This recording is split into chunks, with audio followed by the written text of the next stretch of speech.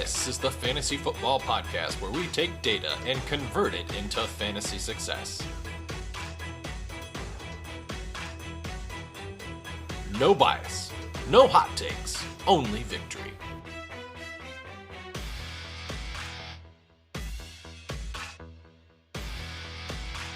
This is the Fantasy Alchemist Podcast, and now your host, Dustin Chandry. Welcome to episode 45 of the Fantasy Alchemist Podcast. I'm your host, Dustin Chandry, and for today's episode, we will be looking at key observations and trends from around the league in Week 12. But before we get started, I want to remind you, you can follow and interact with the show on Twitter. We are at FFAlchemistPod. Now verified again, we are at FFAlchemistPod. You can also email the show any questions at fantasyalchemistpodcast@gmail.com.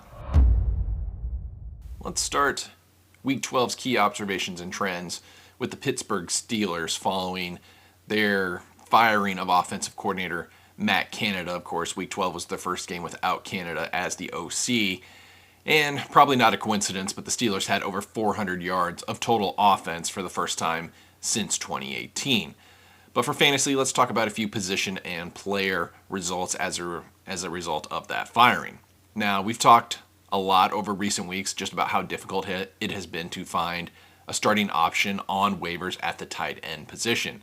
I think for the last few weeks, the top 10 at the tight end position has been correctly locked in within the fantasy community.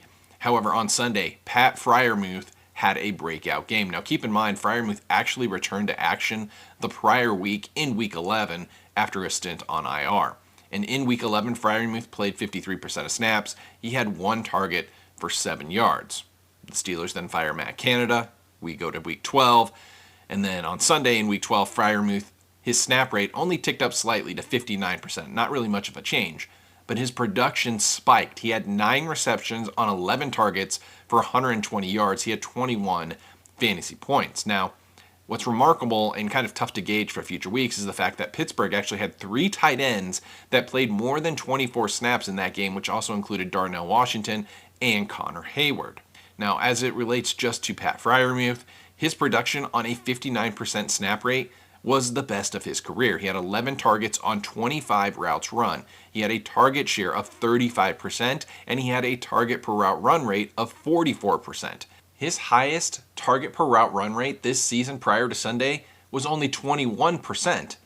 And over the previous years, he's gone over 30% in 3 games in both 2021 and 3 games in 2022. He had a career high of 36% target per route run rate. And again, on Sunday, he was at 44%.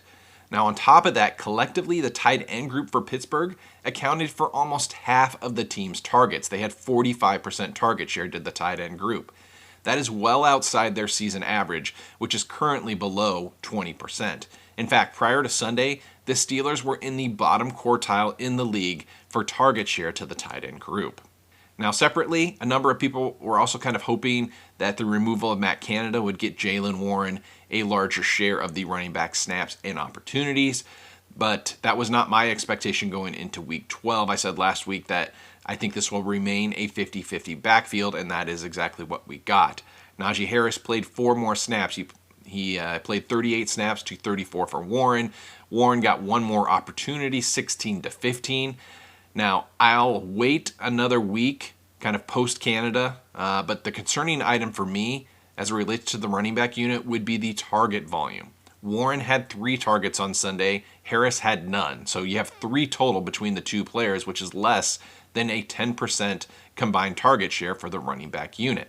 And prior to Sunday, Pittsburgh had one of the league's best target share to the running back unit, which was above 20%. Now, without target volume, both Harris and Warren, I think, become dependent on a touchdown to be worth starting in your weekly lineup. The Bengals' first game without Joe Burrow, they went heavy into 12 personnel, which is 2 tight end sets. They ran 12 personnel on 23% of their offensive snaps after using it only 10% of the time previously. And roughly about a third of their previous uses of 12 personnel were simply just late in game when they were running out the clock. This is also the first time this year that it was a big part of their normal offensive strategy. On top of that, there was a much higher frequency of rotation at both the wide receiver and the tight end groups than we've typically seen out of Cincinnati this year. Now, this is going to make it even harder for any player outside of Jamar Chase to be fantasy relevant among the wide receiver and tight end groups. Now, as for Jamar Chase, he went 4 for 81 on 6 targets. He had a 25% target share. Now, I think Chase should still be in your starting lineups, but his weekly ranking should be more in the late teens rather than well inside the top 10 like he was with Joe Burrow. One player I have come around on in recent weeks has been Packers quarterback Jordan Love. Now, we talked early in the season about how I thought his fantasy production wasn't an indicator of his actual performance, but in recent weeks, his accuracy and his completion percentage has been significantly greater. For example, let's take completion percentage. Prior to their Week 6 bye, Jordan Love had a completion percentage of only 56%. That was one of the worst in the league through the first month of the season. However, in the 6 games coming out of the bye, Jordan Love has not only increased his passing attempts by an average of 3 additional attempts per game, but his completion percentage has jumped sharply to 64%, including the last 2 games where he was above 67%. And he looked great on Thanksgiving against Detroit. He was 22 of 32, 268, 3 touchdowns. He had another 39 rushing yards on 3 rushing attempts. He had 26.6 fantasy points, which is the best of his career. And over the last 3 weeks, Jordan Love has averaged over 22 points per game. He is the 6th best quarterback in the league on a points per game basis over the last 3 weeks. I'm honestly not sure what to make of this next stat, and it could entirely be correlation, not causation, but the fantasy performance of both Trevor Lawrence and Calvin Ridley is directly tied to the weekly status of Zay Jones. So far this year, in games without Zay Jones, Trevor Lawrence is averaging 14.4 fantasy points. With Zay Jones, he's at 22.1.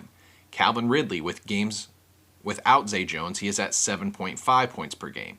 With Zay Jones, he's at 22.4, obviously the greatest delta of the 3 players. And then the third option, Christian Kirk, without Zay Jones, actually performs his best at 15.5 points, and without Zay Jones, he's at 12.4. So, like I said, I think this is more correlation, but if this trend continues with a larger sample here in the coming weeks, then it could prove to be more causation, and it will help explain why Ridley and Lawrence struggled so much through the middle of the season when Zay Jones was out. Now, I think there also should be some concern for Travis Etienne. Now, his snap rate and his total opportunities are down since their Week 9 bye. His average splits before and after their bye, and keep in mind that I'm comparing an 8-game sample before the bye to only a 3-game sample after the bye, which is less than ideal, but there is a trend here. Now, his snap rate before the bye, he averaged 81% per game. After the bye, 63%. He's been between 61 to 66 in those last 3 games.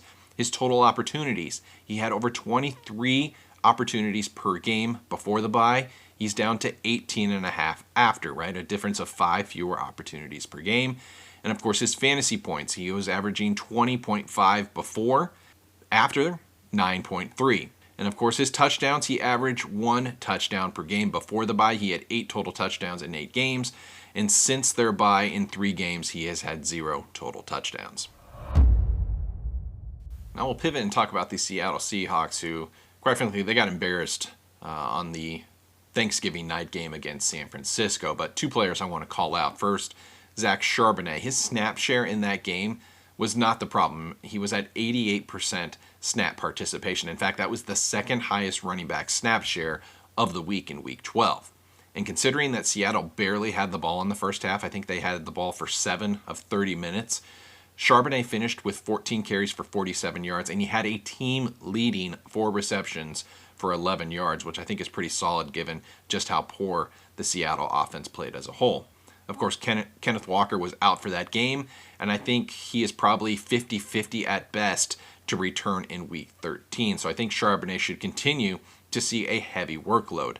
Now, the downside is that the upcoming schedule for Seattle remains very, very tough. They are at Dallas, at San Francisco again, and then home to Philadelphia over the next 3.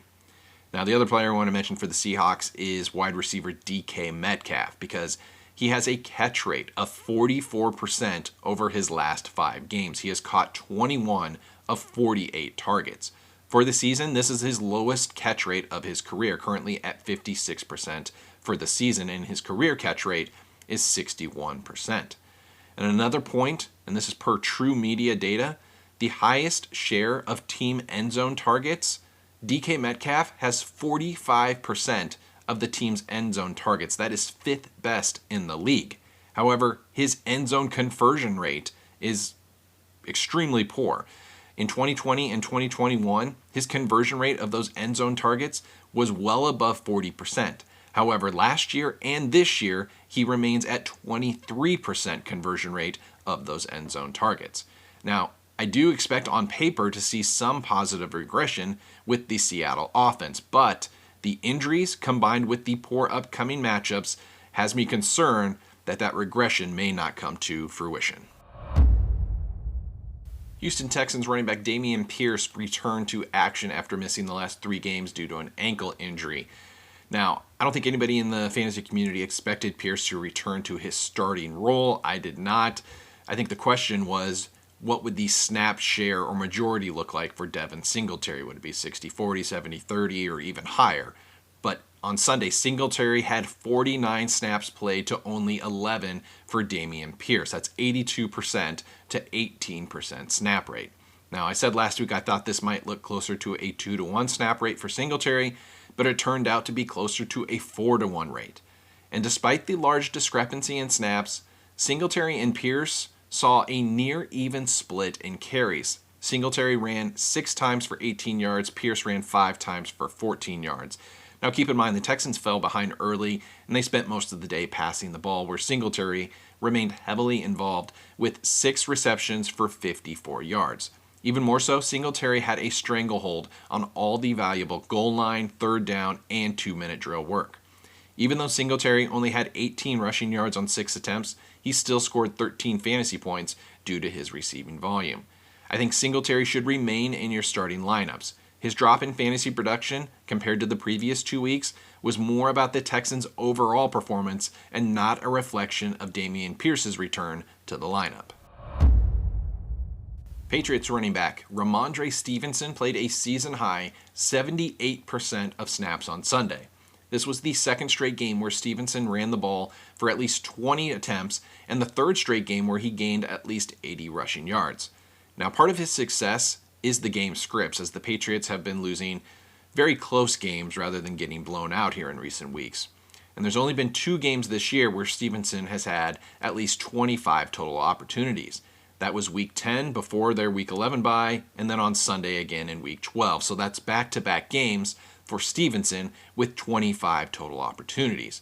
And more importantly, since Week 9, Stevenson is running back 4 in points per game across the league. Welcome back, Kyren Williams of the LA Rams. Now keep in mind, Kyren Williams was the 4th best running back in points per game from weeks 1 through 6 prior to his ankle injury.